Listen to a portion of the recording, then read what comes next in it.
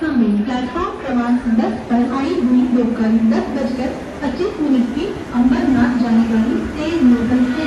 ये लोकल कुर्ला घाटों पर भांडू थाने डोंबिवली कल्याण इन स्थानकों पर रुकेगी। आगे सभी स्थानकों पर रुकेगी।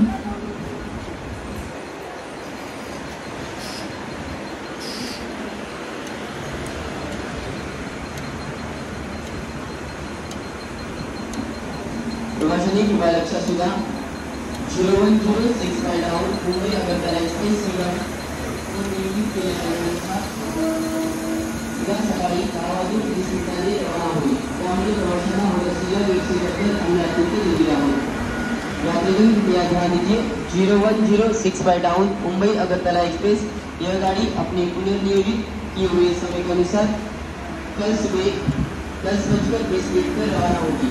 इस वजह से यात्रियों को होने वाली असुविधा के लिए खेद है।